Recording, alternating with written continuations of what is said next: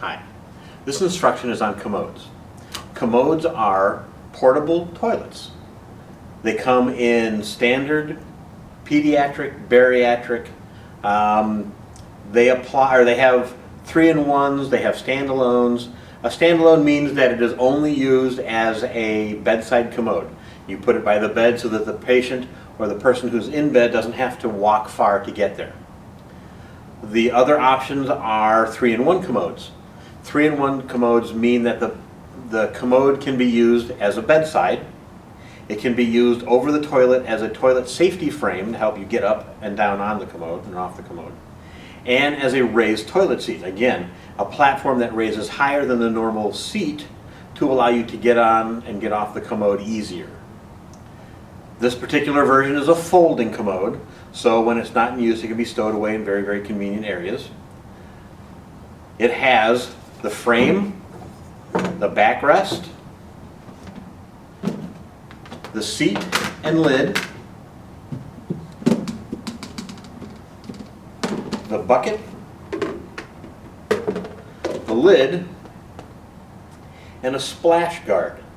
Okay, a splash guard is designed only for use when the commode is being used over a toilet.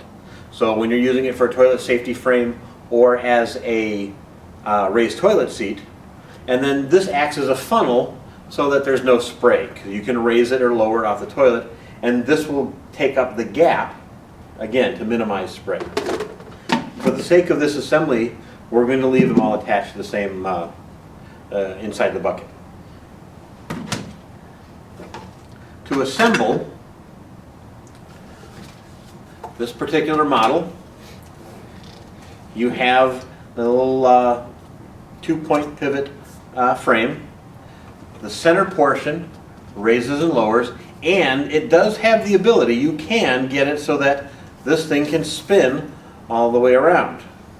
Now, to avoid any confusion, there's 2 screws in the back.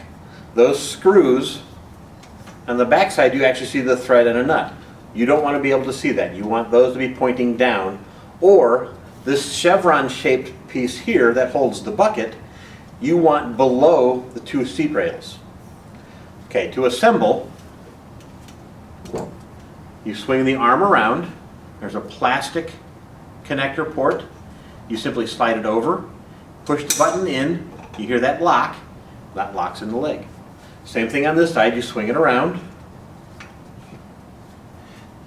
push this tube into the seating bracket, push the button, locks into place. At this point, this is how you would see the framework if it was going to be over the toilet, because the seat and lid or the backrest that goes here wouldn't be used because it would interfere and push away from the bowl of the tank. So the backrest is here, and we're going to assemble this as if we're using it bedside. But again, if you're not going to be using it bedside, simply leave this bracket off, or this backrest. Leave it in a box. Don't get rid of it, obviously, because you may need it for some other application. Now, to put this in on the back side,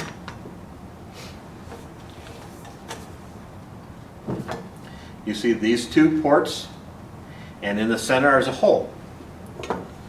The bracket itself should point away from the person in the seat.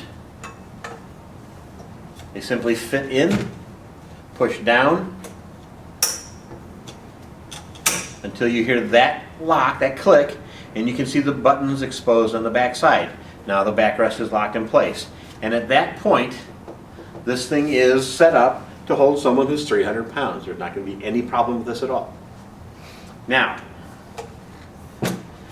once this is assembled, the seat, the lid, the bucket, all of these things will become placed inside the commode. So that'll fit inside that chevron area. The seat,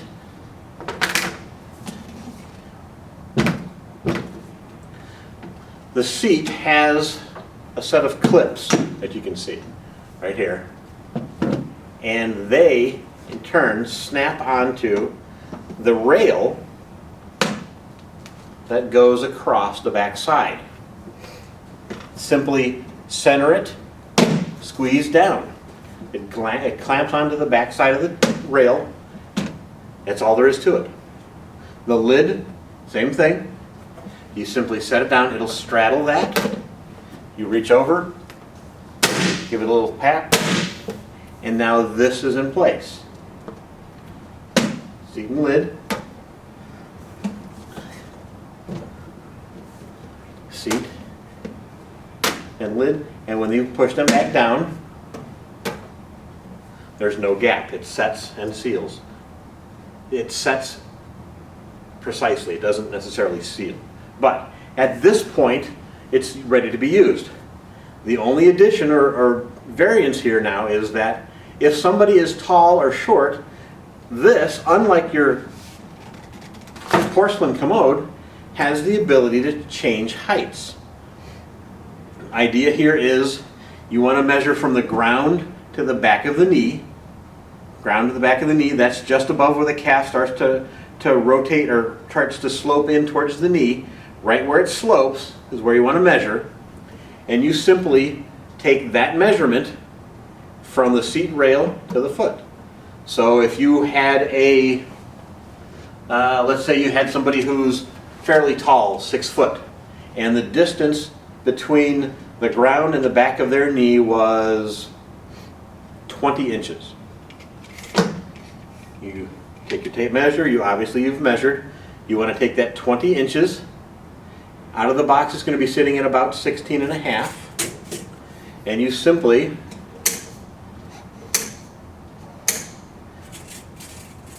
adjust that until you get to the right height.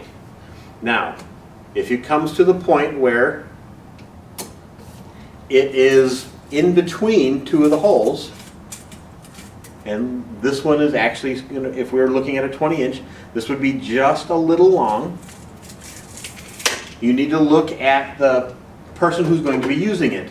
Are they, if they're very long-legged, then a slight over, it'll be all right, but it's better to default to slightly under, in which case there's not going to be any risk of feet dangling on the ground. Now, dangling feet, the issue with it, not that it's an overly bad thing for a commode, but the problem is that when someone sits on the commode and their feet dangle, like any other kind of chair, this bar can, when you're sitting, reduce the blood flow to the legs. And it's not just this commode, it's any application like this. That's why you don't want feet to dangle. Because if there's any plane, any material that's going to be on the back side of the thigh, that the weight of the leg is going to push down on it, can cause this restricted blood flow. So the default is go under versus over. So if it's 20 and we can get this to 19 and a half, go 19 and a half, not 20 and a half. At this point, you simply measure the holes, and there's 1, 2, 3, 4 holes difference. So we're going to go 4 holes on each side.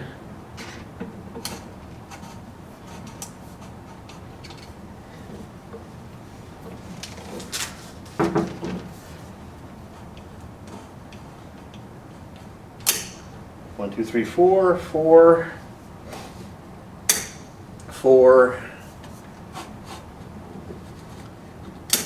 and 4. This is going to give us a level platform. And that's all that's required. Now, the ability you've got, if somebody comes in and asks for a product, measure first. It pays to have a pocket tape measure with you.